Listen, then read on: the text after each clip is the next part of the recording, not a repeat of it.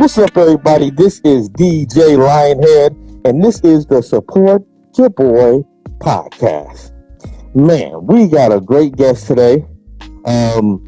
This is a guest I've actually been hoping to get since I said the first month I started this podcast. I would call her the queen of show MCs of Northern California. That's what I would call her. Thank you. The queen. She is a radio host, podcaster, and there's so much more. We got to get into it. She is the one, the only Micky. What's good, girl? How you doing? Well, that was quite an introduction. I'm good, thank you. I appreciate those words. Definitely been working hard. Yeah. Definitely trying to get further, you know. So I do think you're the queen of hosting, especially in the show game. You know what I mean? I appreciate that. I'm trying. You try and succeeding. That's what I'm saying. Thank you very much. I appreciate those words. The first question I want to ask you is, Micky, how did you get this name? It's a good question. So obviously I like Bay Area music. So the word yee, I've learned a lot about the word since I got the name, since I started the name, really. I thought it was just a general term of liking Bay Area, like a Bay Area call, yee, you know, and then interviewed more people like Lil Rick from Richmond. That's the Yee Nation. They kind of told me that the term is from Richmond, and it's kind of just like a holleration, you know, when you're talking to your friends or you're calling out your homies, you say yee yee. And then the same year that I decided to start all these podcasts, back in the day they weren't called podcasts. We didn't have podcasts. They were just it was an internet radio. Right. Same year that Catherine McPhee won American Idol, and my first name is Catherine, so I just turned it into Catherine McYee, Katie McYee. It's not my real last name. People get it twisted all the time. They'll say like McGee or and it can be either. It can be MC Yee or it can be Micky. The whole Mick thing started with me just kind of playing with words and throwing Mick in front of everything that I could. So it became more like slang for me and like people that watch my show. So that's how I got the name. Was it's halfway at paying homage to the Bay Area, the term Yee, and then Catherine McPhee won American Idol that year. So I just kind of like Bay Idol. My name's Catherine, and just I don't know how I got it, but I got it. And then I added like 7 E's at the end of it so that everybody remember that you have to type in that many to get to me or you're not going to get it to me. So the 7 was kind of relevant to the 707 area code because I was down there a lot. I was hanging out down there a lot with these guys, this guy on my shirt right here. So that's where the 707 love came in with that 7 E's on my name. So if you ever do email me, you have to put 7 E's on the MCE. Micky, yee. Yeah, that's it. That's the story behind the name. But just don't call me broke and we're good. That's Mick Dope. Thank you. I appreciate it. It was very, it was just like a fluky way of talking about myself, and then it just picked up. So I just kept using it, and then I kept applying the Mick to all the different slogans and terms my listeners had, so it just works. So now that's how I talk. And when McDonald's sues me, I know I made it, right? There you go. That's the way it goes. So, were you always into hip hop, or just like at a young age, or was it like just always?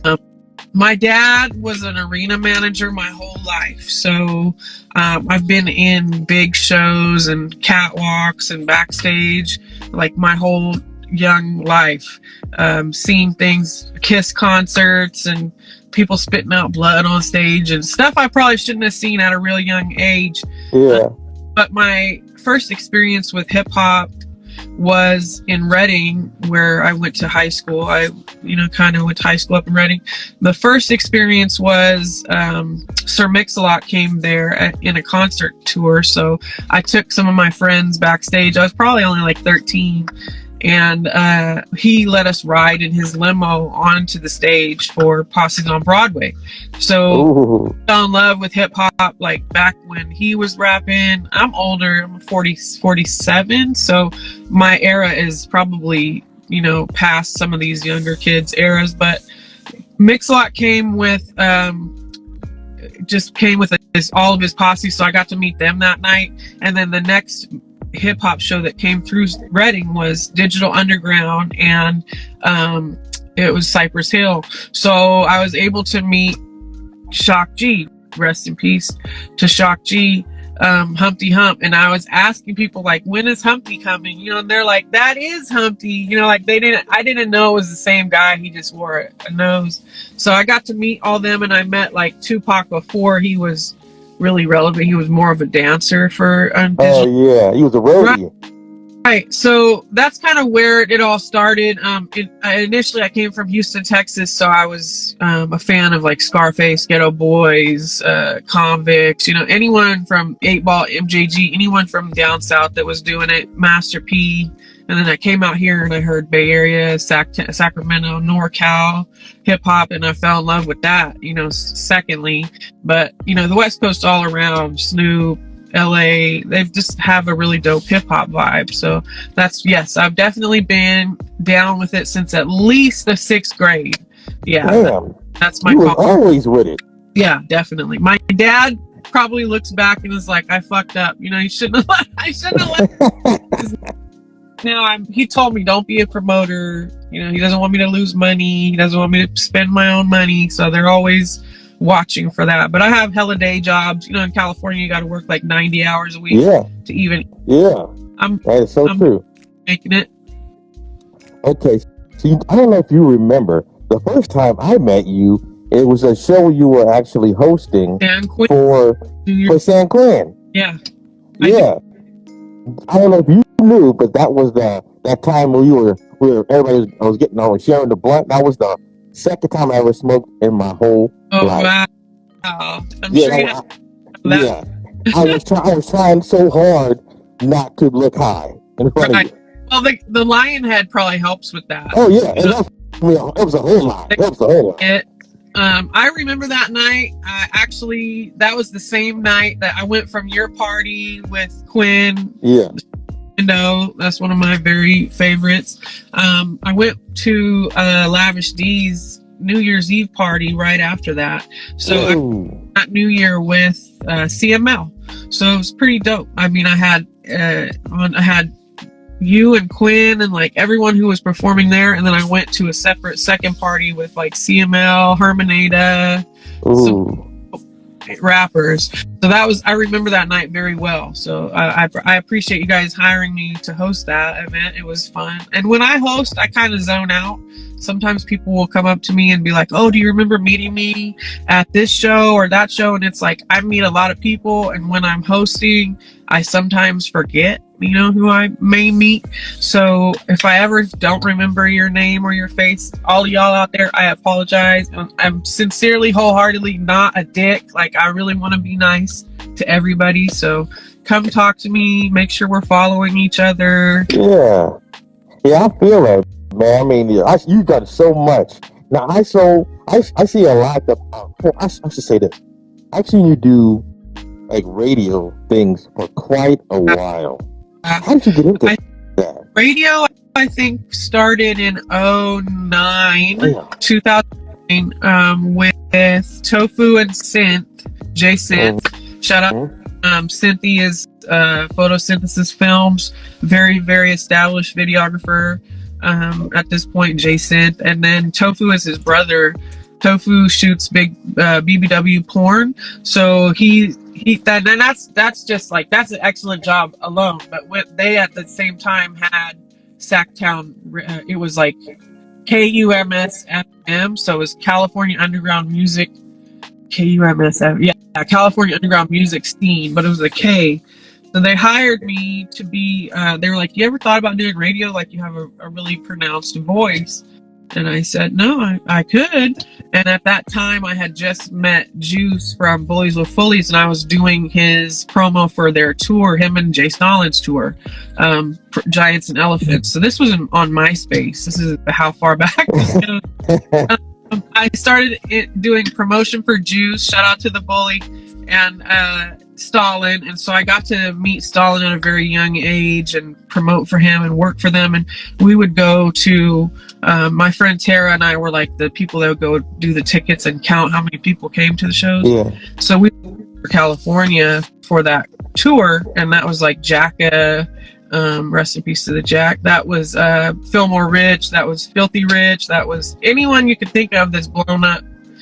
They were there at these Giants and Elephants tours, and that's what kind of motivated the radio show, which was called Giants and Elephants Radio. That's how internet radio, and it was a mixture of bringing you guys Bay Area, so San Francisco and Oakland. You know, they were both sending me all these exclusive tracks, so I figured I might as well share them with the world. And then that's when I got to know Jay and Tell at Lamina Labs. That's where we recorded at first. And between him and Synth and Tofu, I met almost everybody prominent that I could in Sacramento, and I did a Brother Lynch interview at that radio station. So that was one of the biggest interviews of my life. Like I have. Oh man, I would love to have that kind of interview. That was the week he signed to Strange Music. I interviewed him at Amina, and I still have that. I can forward you the link. It was definitely awkward. It was a good interview because I'm real genuine. Like I don't really have any emotive. So when I'm talking to people, it's very innocent and genuine. So like with Lynch, I had just purchased the tracks so that I knew what to talk about. And he was like, oh, I'll pay you back for that. You shouldn't have to buy them. You know, you're supporting. And I was like, yeah, I want to buy them. And then I'm all, did you eat today? Am I good? You know, and he was like, I did eat today. Because I didn't want to extra cannibal joke at him because I thought it was funny. And it worked. He totally rode with me on that. So you just kind of have to read the room. And radio is it's very fluid.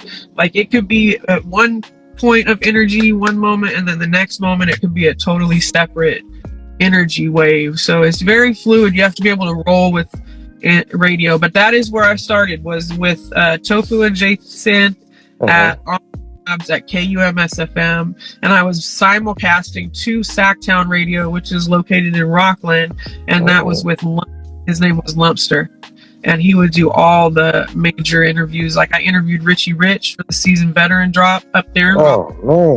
They drove to Rockland in the rain, and we interviewed them. Max Sean 100, Hollow Tip, all these people came up there, and I interviewed them there at Sacktown Radio. Jay Stalin, you know, I've interviewed Stalin multiple times. Juice, Larry June before he was Larry June, you know, used to roll with. But I didn't interview him. I'm waiting for that. I just knew. Yeah, that's gonna be a big one, man. So I can't not say RBL because they've hooked me, and Mac Mall too. Same. So shout out to them. And Big Draw. Definitely. So how did you get onto this 360 radio? That's a funny story. So I kind of dropped Giants and Elephants after getting kicked out of several studios because I would always bring people to the radio station after hosting shows. So this really big party all the time at all these different places, and all these studios weren't really looking for that. You know, they're like, you need to get the fuck out of here. Like, you're doing too much. So I then was kind of studioless. So I dropped the radio for a couple of years, and I just, kind of worked on my day job. And then, and Juice had gone to jail. So it was kind of at that time, it was like a lull. And then I saw Eddie Z working. I saw Hennessy and Dirk, and I saw Miss Ashley, and I was like, I could fit in there. So I approached Eddie, and Eddie said to bring him just a show pitch and come meet him, and I did. And he was like, you'd fit in perfect here. So we started a weekly show called Connected Radio. So I had went and got these Wi-Fi tattoos that I have all over me. And that's the logo for Connected, because I'm very connected to a lot of different people in this industry, so that's kind of why we named it that. And my first interview there at 360 Radio was with Stressmatic from the Federation, so it was a legendary interview because he doesn't do very many interviews, and that was my first night there. So it was cool. It was real cool. And Eddie's been a really dope radio. He's basically my program director. Eddie Z, shout out to DJ Eddie Z. Eddie Z, to me, one of the kings of DJing inside. Hard-working guy. And that's gonna, all my DJs, all my co-hosts throughout the years, you know, they've held me down. So I've been with them about 7 years now, maybe 8. I think we're on our 8th year this year.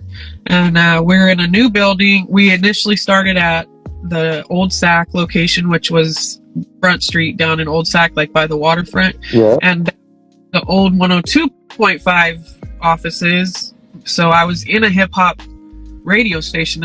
It just wasn't turned. It was like they had moved. So we still had the vibe in the building of that, and that kind of brought a lot of the artists, when they came up there, they'd be like, I've been here before, you know, this is super relevant, we've been here, we visited here. So that was cool. So then we left there and we went to a warehouse. So we were in a warehouse for like 1.5 years where we would just like stage sets and do the interviews in the warehouse. And then we found the building we're in now, which is the old 103.5. So out right after COVID, and we moved in. And that's so cool. I love to see that you guys are you just keep building higher and higher and higher. And I also noticed you do like a lot of interviews. Like almost freaking weekly. You have an interview with a different artist, whether they're from Sacramento or the Bay Area, LA, anybody in Northern and Southern California. You keep getting them in week by week. How hard is it to keep that going? Well, it's definitely it's a project, and it can get very difficult to balance with a lot of different things going on. Like if you work or you have a family that you're taking care of, like there's a lot, something special. I see you out there on the live. There's a lot of, you know, goings on that you have to balance everything. But it really, to me, Lionhead, what it was is it became a challenge, because I have a lot of, in my head, I have a lot of people that say, oh, she can't keep this up. You know, like she's not gonna be able to keep this going. And now it's a challenge, like, oh, you want to bet? You know, I keep it going. I'm going to keep it going. And I used to interview multiple people a night, like up to 4 people in that 2-hour block that I had. So it's nothing new. And it became almost routine for me. You know, like how you go to your job every week from 8 to 5, and you do the same thing. That's a job. You know, like that Monday night thing is cultivating guests, reaching out to artists, booking, basically setting an itinerary for the show, receiving the music, making sure the DJ has the music. It's all very routine to me now. So I almost do it like a robot. You know, like I'm not even thinking anymore about doing it because it's so routine and natural to me. And then people will be like, why don't you go try to work at radio stations? Or, well, I have my own, you know, like it would be hard for me to do that. I would be humbled as shit, of course, if 103 or KMEL would ask me to be a DJ, but I've been an internet disc jockey for so long, I don't know that I would be able to edit the way that I roll. You know, like I curse, I interview all the gangsters, you know, like I'm on the underground. So it would be very different for me to flip that script. That would have been my next question, is ask you, do you have any aspirations to go towards the radio? But then you brought up a great point, that the way that you interview people and the fact that the kinds of people where you allow them to express themselves and not have to edit, I think that it is so needed, because of course when you go to the radio and they got to get all these clearance through like Clear Channel and stuff like that. They have to edit what they say sometimes, or what they do, or what they play. But the way you do your thing, you don't have to listen to anybody what you play or what they have to say. You just do what you want. Right. So the fact that you would, if you did take that leap, you're going to have to chop off a little bit of who you are. Absolutely. And I don't know that I want to make that change, you know, like, and I don't know that I want to take that avenue away. So I'm inviting some people. I don't know that I want to take that avenue away from the artists that I have provided it to, because now I have like repeat artists, you know, when they drop a project for the past 7 years or 10 years, they come to me and they are leaning on me to do the promo on it, because the regular radio stations won't touch them. You know, like it's kind of a double-edged sword, because how can you really go without mass radio media covering you? But at the same time, let's just pop my collar on some cocky shit. Like, I have got 12,000 organic followers. You know, there may be a few bots in there, but it took me 10 years to get to 11.9K and like followers on Instagram or Facebook. You know, it's those are real followers. Like, those are real people that actually interact with me every day and share my stuff and watch the shows. So it's a very double-edged sword, because yes, I would love to go to a further position. Yes, I would love to go work at Sirius or XM or KMEL, but then that takes away half of what Micky is, which is I'm the streets. You know, like, I have the streets on my back. So hard. Like, that's a very, very hard choice for me. It would have to be a pretty big check. For me to compromise people that are leaning on me. Because I'm a Pisces and I'm a people pleaser. Yeah. I came across this type of job. I'm very good at editing my energy to whatever is in front of me. So whoever I'm around is going to feel like I'm speaking specifically to them, because I am. You know, like, that's just my gift. That's the gift I was given. So I utilize that, and I do that every week on my show. And people come back. They want to come back. They want the longer package. They want the recaps. They want the photo. And I mean, believe it or not, I'm paying people weekly, and I have been for 10 years. So it's like people are eating off of this, and it will only get bigger, in my opinion. It's just, that's true. The reason it hasn't gotten bigger is it's me, like, my fault. I need to do the LLC for my brand. I need to put the merch shop up. I need to, you know, there's so many things that need to be done, but at the same time, there's so many things that have already been done. So I can't knock myself for it. I just show up every week. I book artists and I show up every week. And how I'm going to pay the studio that week, it all depends. You know, like, it comes to me because it's a gift for me. You know, like, people, I will find that money. I will work for that money to pay that time. Or I will work with artists that are willing to pay me to do my job. So it's definitely cool. I only want to do this and maybe own a cat rescue. Like, that would be the only.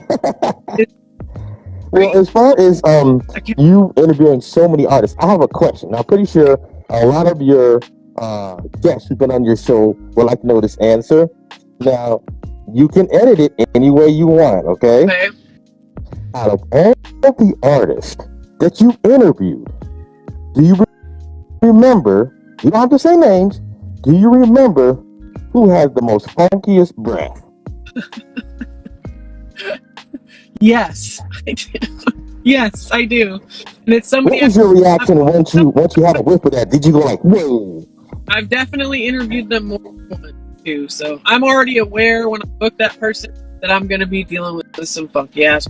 But and I'm the type person that'll let them roll like that or offer a piece of gum. I'm too nice, bro. I'm really too nice for my own good. Like, I should be like, you need to fix that, you know. But at the same time, I just like happy they're there. I just rock with that shit.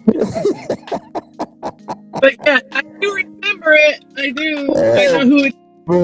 Well, how about the time where if somebody's interviewing, if you're interviewing an artist and he's going in telling you his artist story and you're like really engaged in what he's saying, and he's not telling you, but you just noticed you smell silent but deadly. Can you still focus? Yes. Unfortunately, I'm like I said, I'm 47. So my I'm not a mom, but my mom instincts kick in, or my caregiver instincts kick in, and I'm like, I more feel sorry for the situation. You need to take a break, like, but I won't stop. I mean, I've continued interviews with fights in the hallway with, it's crazy. I mean, like and I do a lot of backstage interviews. Yeah. It's chaotic, like there's shows going on, there's people on stage, there's fucking strippers, like it's chaos. So I like to just be in the middle of that chaos while it's just swirling around me. But I definitely remember something like that happening. Yes, it was embarrassing shit, I'm sure. Yeah, I'm pretty sure it is. Scared either, honestly. They were like, it is what it is. Fuck it. So how long?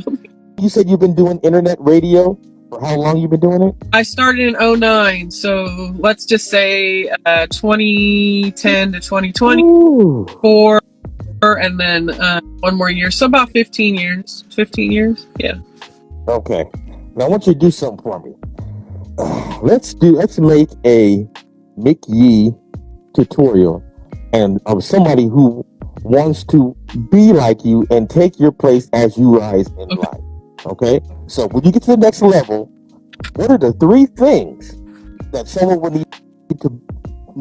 need to know in order to do what you do in a radio game? 3 things would be: you need to come into it with a budget, with some money, because that's my number one thing I'm always trying to find is more money to get better sets and better mics and better buildings and better, it's a whole thing. Like, you have to maintain your image, you have to maintain your clothing, you have to maintain your photographers, and the bigger you make it look, the bigger it will be. Like, you have to make the magic yourself. So you got to be able to get the money, you got to be able to make magic happen, and you got to be successfully ready for whatever the fuck comes your way, and you got to be able to roll with that shit. Like, it is what it is. It's definitely a dicey game, but I've played it, and I will teach you how to play it for sure. What next? Well, give me a second one that they're going to need to know if they were going to take your place. Let's say in another city, but they want to be like you. The street etiquette, street code, street politics. You got to know everything that's going on with all these different artists, even if it's because you don't want to fuck around and invite somebody to the station the same time as you're inviting one of their opponents. Like that's not a good look. It makes you look like you're setting people up, and it makes you feel like you're setting people up. So you have to be very versed in the streets and know who fucks with who and who's from what side, and especially if you're interviewing people in towns like Sacramento or people that have a type of street presence, and you're interviewing street artists. You got to know, or else you're setting everybody up. So you have to be extremely careful and be knowledgeable of what's going on in your city. Yeah. Give me one last one that they're gonna need to know if they want to go try to be like you in your game. You got to be. I'll use Tara put it up there. You have to be authentic in what you're doing, because people can see right through that. You don't want to be in it for any reason, or if I were in this for financial profit, I would have tapped out a long time ago. So I feel love and authentic, want to do this type of work. It's definitely a thankless job, and it's always everybody else before yourself. You have to remember that. Everyone else wants to discuss themselves. They want to, on interviews, rappers want to talk about themselves. Artists want to talk about themselves. I'm just kind of a conduit to guide the conversation and to have placed people in certain time places. So it's definitely to be true to the game and yourself before you get started. So you don't want to be on any motive shit. That's not a good look. That's my opinion. That's max. Okay. Well, let's make another tutorial for the people out there who are trying to get into the hosting game, because I do know of a guy who is trying to host, and he's basically Googling, you know what I mean? but it's always best to get it with somebody who's done it for as long as you. Spit some game. What are the 3 things you would need to do to be a good host? I honestly stay sober while I host. Do that. I didn't used to do that. Like even when I hosted our New Year's Eve party, I was drinking. I was probably smoking. So I stay as relatively sober as I possibly can when I host shows because it is an actual job. You do have to be organized. The more organized you are, the better. Because you have to know when someone's going on stage and when someone's coming to. Does the DJ have their music, and how do you pronounce their name when you're announcing? Where are they from? It's a lot, it's a lot to remember. So you've got to be really precise with your brain at that point. So I would definitely say staying sober during hosting is key. That's one big one for me, for sure. Okay. And what about like I said, the next set is coming in, and the artists are taking quite a long time to get on stage. How do you keep the people engaged until the artist gets really on stage? I kind of learned that from DJ Eddie Z. He taught me dead air is no good, so you just kind of talk about, like, I have several things that I bring up when I have time to speak about it. That gives you time as the host to promote what you're working on, possibly promote your hosting skills. Be like, I'm available if anyone needs a host. You can hire me at da da da da. I try to keep the crowd engaged by being like, who has $1 in their pocket, or who took a shower today? Anything that will answer you. And then of course the DJ is implemental, as you know, Lionhead, because if they throw some Mac Ray on while you're waiting, everybody's gonna start doing the Thizzle dance, and then y'all are good. That's for sure. Yeah, and then you have to really fit. I'm not saying like you have to be cut or anything like that, but to go up and down on stages all night, my whole struggle with that, my whole life has been, I'm kind of a bigger girl. So it's a lot, like to step up on the stage and step down and step up and step down and walk the stage and be on the mic, and you're hot and it's sweaty and it's a lot. So the more you are physically ready for that, the better you will be, as in my opinion. I also started hosting by showing up to shows that I did not see hosts on. They don't have a host, and then I would just be there like in the wings, like, you guys need somebody to, because I didn't really, you don't go to hosting school. You're like, no. Yeah, there's no school for it. That's why I'm asking you this, because you're taking these people to school for they need to know. This is real important stuff. So thank you for giving us this information. Make it happen. Get on stage, offer your services, and then once they do allow you to do that and they give you that microphone, be the best you can be, because they're going to ask you to come back again and again and again. And I do try to keep current events like right at the top of my head when I'm hosting. So if I do need to bring something up in a dead zone like that, that's what I'm talking about, like the Kendrick pop out or the Will Smith slap. Like, people are watching internet all day long, so you kind of want to tap in on what they're talking about. Like they're on that mode. So it works out, in my opinion. That's a good point. And I used to try to take someone with me that would kind of bounce in and out of the hosting with me. So if I had to go take a break, or I needed to sit down and like drink some water, whatever. Oh, use the restroom. You may need somebody, Yeah, they'll jump on. I get it. Shout out to Tap In. Tap In was really good about doing that with me. He's pretty much the only one that used to show up and do that with me, but Eddie will back me up if he's ever there. It's just, you got to find people that want to be in front of a crowd. And sometimes Quincy's a great host. Yeah, that Quincy will always pass the mic back to me, because he's like, I'll hold you down, but I don't want to do this shit. Like it became such an honor for me to be like the lead on those types of things that I just started to go everywhere and host. Like I was hosting a lot more in my beginning days, and I was hosting a lot of weed shows too, City of Tree Smokeouts. I was hosting a lot of those, but it was all learning experience for me. Once I got done with all that, it was in me. That's how I made myself that. You know, like you have to be very imaginative and creative and open-minded, because it's all in here. Everything you want to do in life, everything is right. You just have to make it here. Yeah, I agree. Before I get to that, you said that you had to host a weed show. Now, I'll tell you this. My homie cracks every time I say this. But I'm what you would call a pandemic smoker. I didn't really start smoking until the pandemic. Right. So, being around all that weed, how do you host and stay on point and not want to smoke it? The fear of God. I was like, if I fuck this up, this is like 1,000 people, you know, watching me. So, they'll ask me to come back if I fuck this up. So it's really the fear of losing the connection.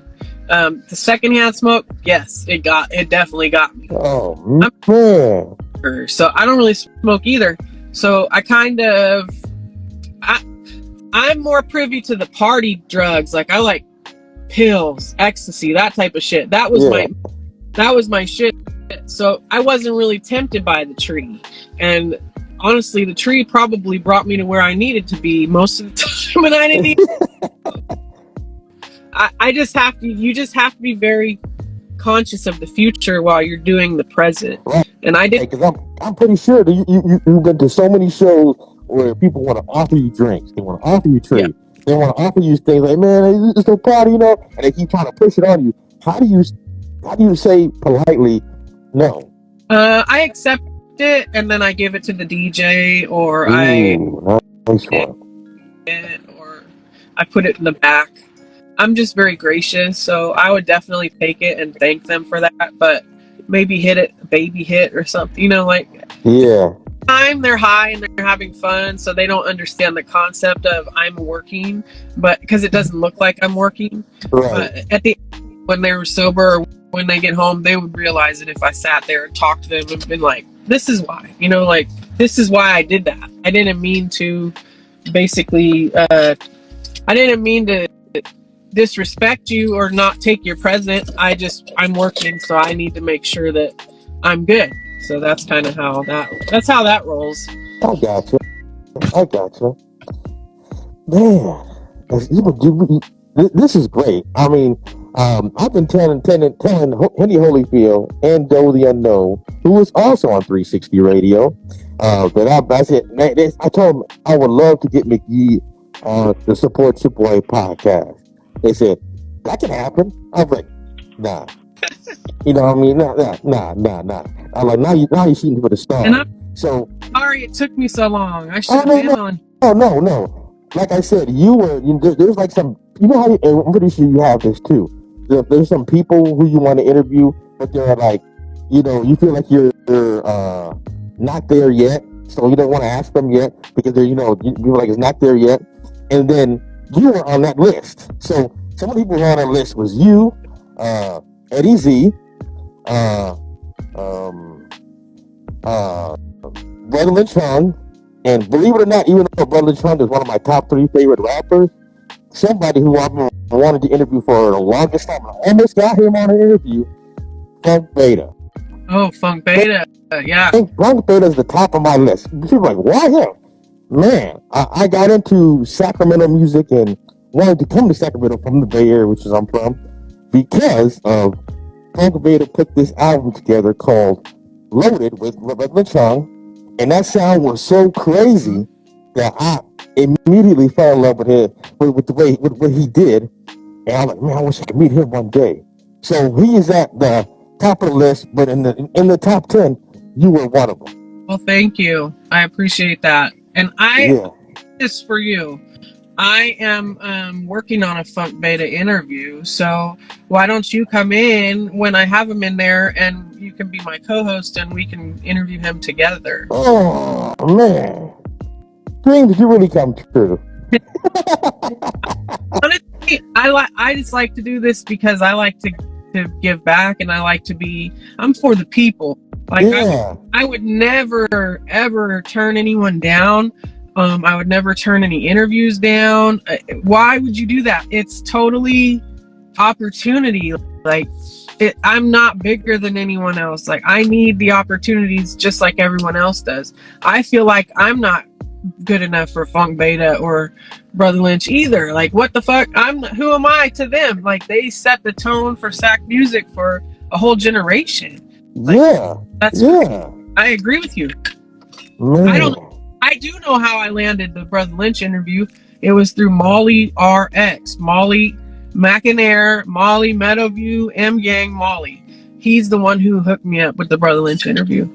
And actually went down that night, and Jay Synth was there shooting the behind the scenes footage, and we had to switch it to a laptop and I was freaking out. Like, I'm like, we got a cannibal in the next room, you know, the Bud Light's almost gone, like, we got to get this shit done.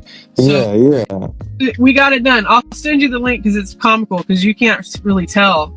I appreciate that. Yeah, I definitely hooked you up with the Funk Beta, because I have a line on him through my photographer Sackboy. He knows Funk really well, and I've talked to Funk on the internet before. He's like legendary producer. Oh yeah, so, shout out! I saw Max 17. Got a lot of people on here. I just want to say hi.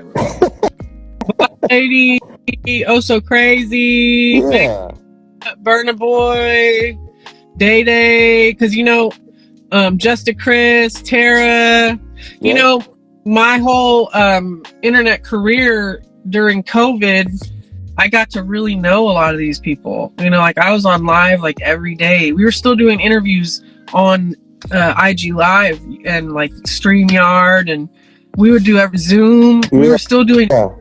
So the internet became like, I feel like I'm one of those weirdos in public that's like always talking to their live feed, you know, because I'm one of those people. But I watch shows about it, and I'm like, I hate that. I would never want to be like that.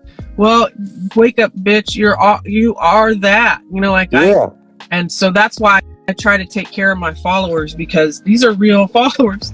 I earn these people. Like, I need to treat them right, because I try everybody I get. So shout out to y'all. Much love to the live. Shout out to the live. I really appreciate you guys even tuning in.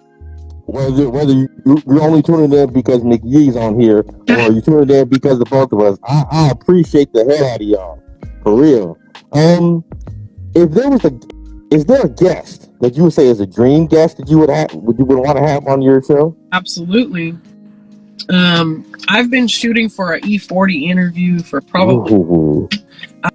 I've interviewed his whole family. You know, shout out to Muggsy, D-Shot, Sugar T, the whole clique. Like, I've interviewed almost Be Legit. I have not interviewed. That's another one. 40 is definitely my goal interview, and I'm in his DM all the time. So, and I've told everyone to tell him I'm not crazy. I'm passionate about what I do. So. I know I'm a very bothersome person when it comes to this, but it's kind of like how you were saying, you're just not ready for that person yet. Like, it'll happen when it's supposed to happen. Exactly. That's how I feel about 40. It's coming, and it'll come when it's time. You know, like, I mean, honestly, if I could, what up, Truey? If I could sit down with Drake, the game over. Like, I would probably retire if I got to retire. But yes, I think as far as our local stars, which are really big stars, E40 is the creme de la creme to me. You know, like, he's that guy.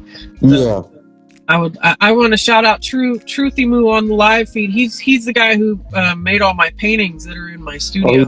True. Yeah, he got an album out called True Zombie, and he just put a new album out yesterday or the day before. So make sure you go follow Chrome Heart. Make sure you go follow True. That's my True Story gang right there. I love you, True. That's how I met Briss right there. That's his family. I interviewed Briss before he was even rapping. You know, he was not. He was very young. He came in with Mac J, and Truthy Moo is their part of their camp. Producer, artist. See, so that's where I was. You're like. You can't really interview Briss on KMEL, but you really should have been. They should have been. Like, he was that big of an artist, but at the same time, they have this local outlet where you can bring people that are doing what I'm doing for the artists of the real streets. You know, that people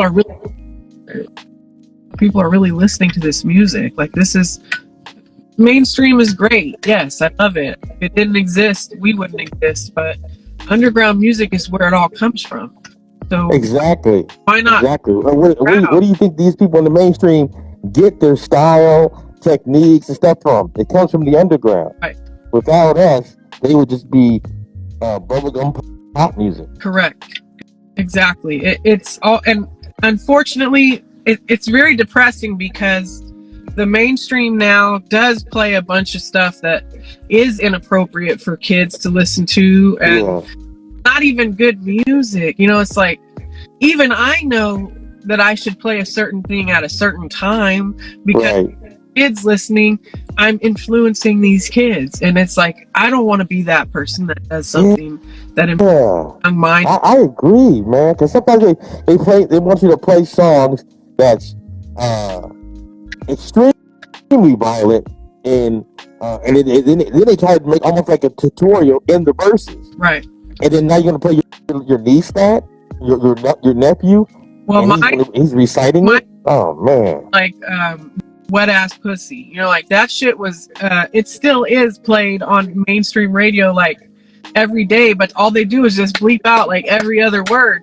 Now, I did see a clip online today of Meg Thee Stallion brought up a little girl on stage. She was in her teens, and the girl started to twerk, and Meg like stopped her, and she was like, no, I don't want you to do that.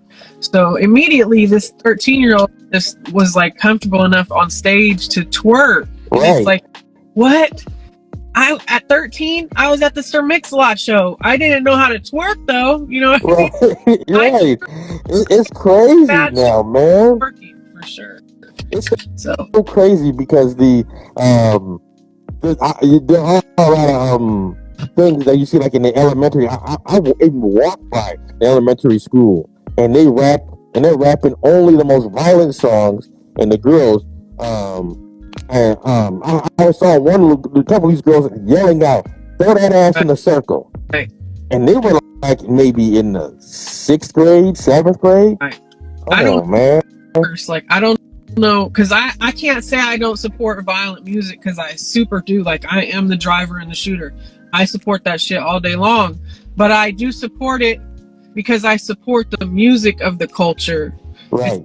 I'm not necessarily saying I support the violence.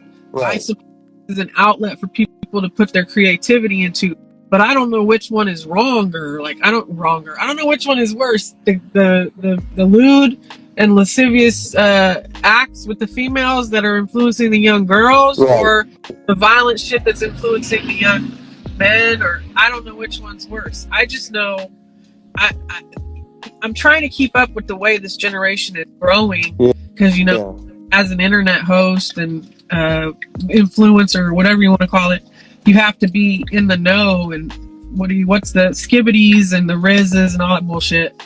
So I try to keep up with the kids, but at the same time, I don't want to be the one influencing the kids, because I'm doing adult shit up here. So I'm never really ever done an all ages show. I've never really seen that as an appropriate thing, but some people do it, you know? Yeah, they do. Have you ever done any open mics? Yes, I host a lot of open mics. I still do open mic. I think there's an open mic at Noble Cinema in Vallejo. So if anybody out there is looking for open mics, that's Inf Gang.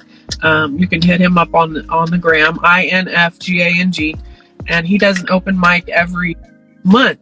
But we also have All Things Indie Showcase, where you can purchase a slot, and then if your set is the best, you win $250. So you're basically Tell them about that. Yeah, you can. That's Ilisa Entertainment. We do shows every month in Sacramento. She's been going for about 10 years as well. I've been hosting. Shout out Ilisa. I had her on the podcast. Yes, she's a dope person. She's working out here, so I can get you information on that. I have opening acts for the Mac Mall and Doobie show in Concord. If you want opening act prices for that. Unfortunately, nowadays, and I don't know that this has changed much, it's probably all still the same, everything costs money. And if you want to be on stage, and I'm going to sound like I'm preaching right now, but please forgive me respectfully. If you want to be on stage with the legends in this game, like Mac Mall and Selly Cell and Be Legit, you might have to pay a few dollars to get up there, because these are people who are being paid to be there. So it's the total opposite. Like, they have made money, they have put in time and work, and these are Spice One show. I was floored that I was even able to be front row at a Spice One show, because somebody that I looked up to and listened to my whole life. You know, that was a goal that I didn't even know I was reaching when I was reaching it. You know, you look back and be like, that really happened. That just happened. So that's kind of how all my biggest moments happen, is I don't really know until I'm done, like I'm in it. So it's just big. I'm a big manifester. You know, I believe if you believe it in here, anything can happen. So yeah, I would agree. I believe that one day I'll be able to interview Micky one day, and look at us now. Look at us now. And I just didn't. I wasn't able to be there with you in person, but I would love to do that. You know, like next time. So let's. I love that right there. One of the biggest questions I always like to ask people when you come on a podcast is: there a chance that you would ever come back? Because I understand if you can, or hey, look, I'm just doing this for you this time, or whatever. But I can't really promise you I'll ever come back. You know what I mean? So the fact that you said that, oh my goodness.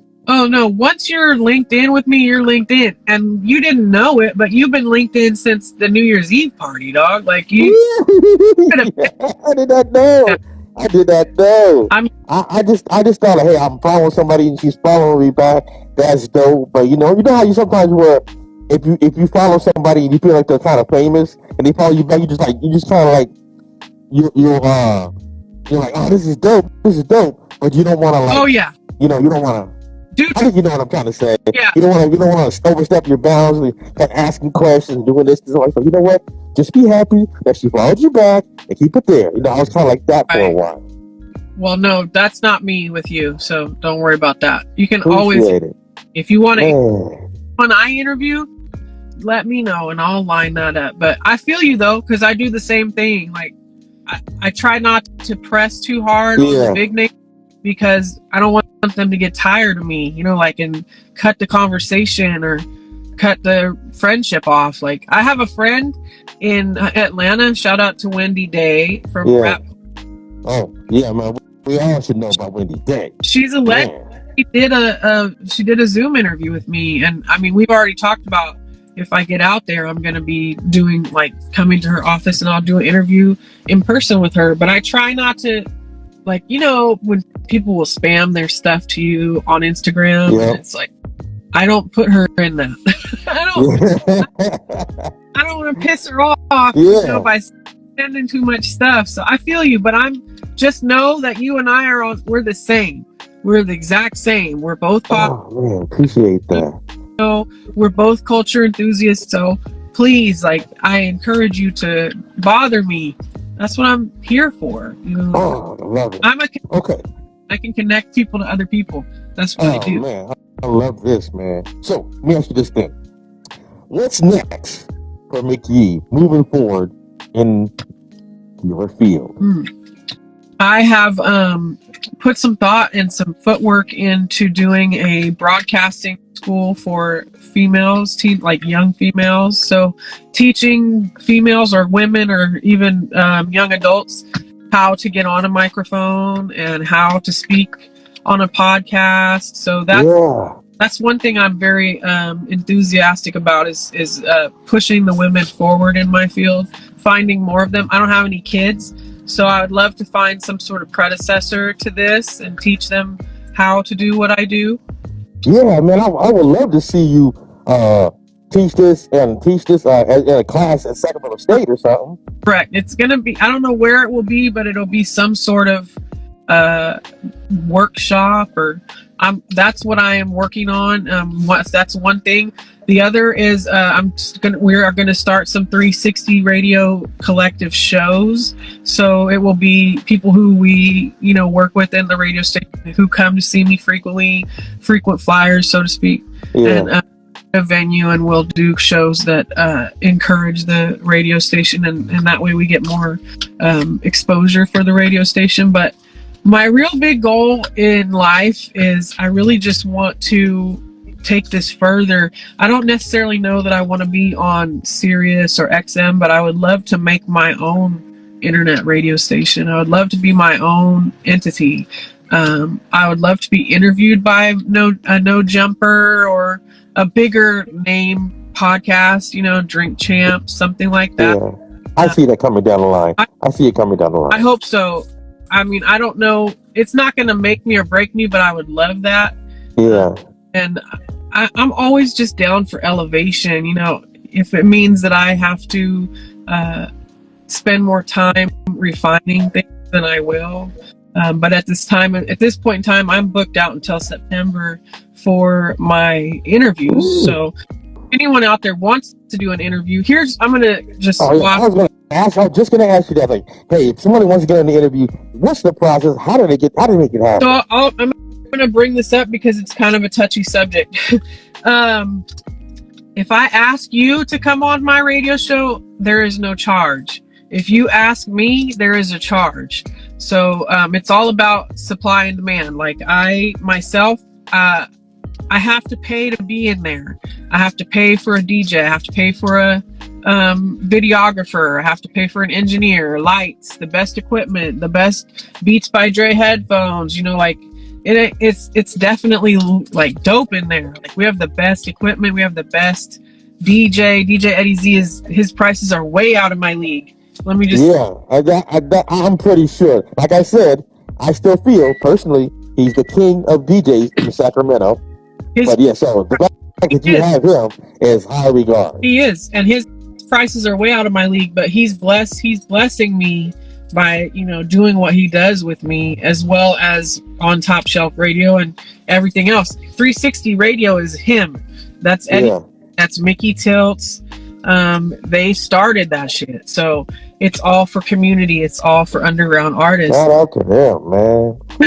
And that's the whole point of like booking an interview. You can book it online at the 360radio.com. I'm going to put the link back in my bio. I had put this link in my bio tonight, but you can go online and book an interview. The pricing structure is on there.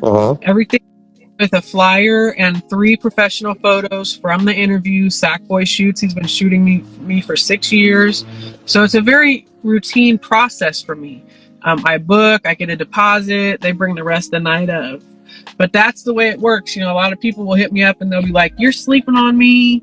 How come you haven't brought me in yet?" And it's like, well, you know, like at this point in time, I didn't ask you to come here. So if you want to come here, then you're going to pay for the package. And most people who do work in this industry know you have to pay for videos. You have to pay for studio time. Right. So you got to be realistic about that when you come. Yeah, I agree that they should be, because this service you have and this spiel that you have isn't free. You know what I mean? And you didn't start yesterday. You didn't start last year. And they know how you are in the field of interviewing. So knowing that, it's got to cost some kind of money, because I'm pretty sure you can't say the exact same thing for Thizzler. Right. You know what I mean? Because you're a Thizzler, you can't, why ain't y'all put me on for free? You know, show me love. Nah, man. Well, go back in time and look. I paid my dues. Like, you know how many years of free interviews I've done? You know how many free photos I've furnished to people that they put on their album covers? You know, do you know how many?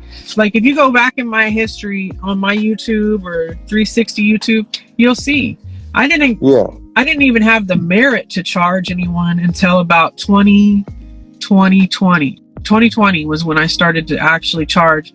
And I'm not even taxing. Like, I'm super reasonable on the price, because I don't make anything off of it. I just want to pay what it costs to make the production happen. That's it.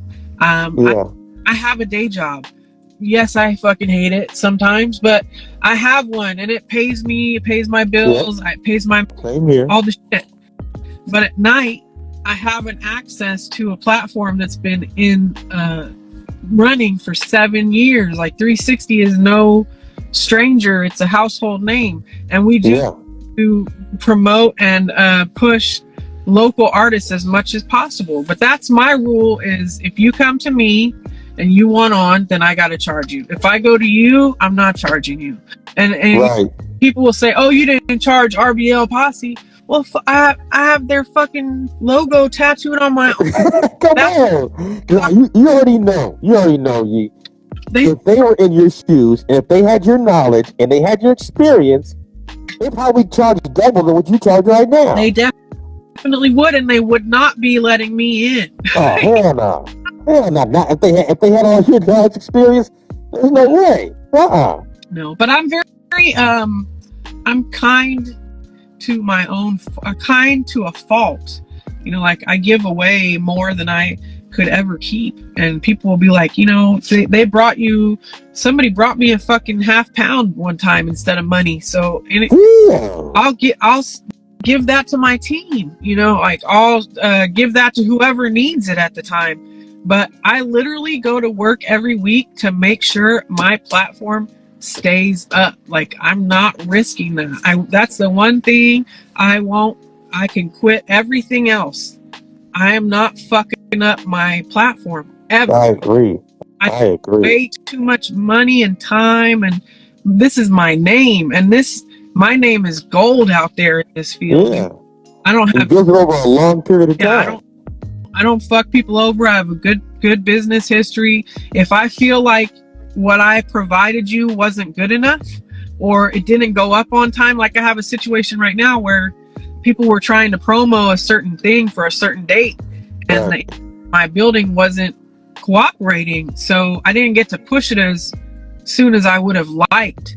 So you know, I'm gonna offer them money off their next one, or a free one, or do they want something back? Because I'm not a crook, you know, like I want to make sure you're happy with what you got, so you come back, because that's what everybody else does. They're like, oh, that's true. Every time I drop, and she'll give me pictures, she'll get me hooked up, we're CSAC ASCAP BMI licensed, so if you're spending on 360, you're getting your money, period. That's why you pay for it, man. You know what I mean? Man. Well, look. You get to meet Eddie Z ever? No, you don't get to meet him. Like, he's never available. These are you would not get to meet. You may be on an interview the same night as Black C from RBL Posse. You would never get to meet him other than that. Exactly. Dark Lord, Neff the Pharaoh. Like, these are people that I try to pair people that are up and coming with people that are already there, so they can meet each other or take a picture or network or anything, you know. Like, everything I do is for the betterment of the artists, and I've been like that forever. It started with me just reposting people's videos all day, all night, and it's like I would sandwich them between a mainstream and an independent and a mainstream, an independent and a mainstream. So it was like seamless, and people would get exposure that way.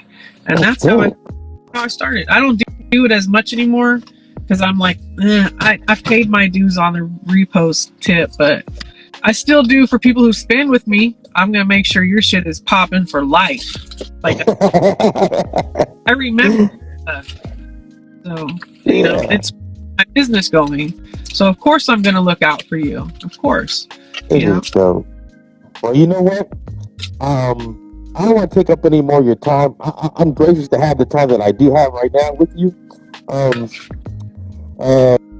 if you let anybody know, let people know, what are your sources if they want to follow you, get in contact with you, how can they do this? Okay, so, and again, let me tell you, your access to me is just like anyone else. Call me, hit me. I don't want the whole world to know that. I'm very approachable, especially to people that I know. It's only right. I am at McCrazyTee_major_key on Instagram, and that went from low key to high key to major key. That's Dice Balboa gave me that name. And then I'm on Instagram as Trap Barbara Walters because that's kind of my thing. I like to interview really crazy people in the middle of nowhere.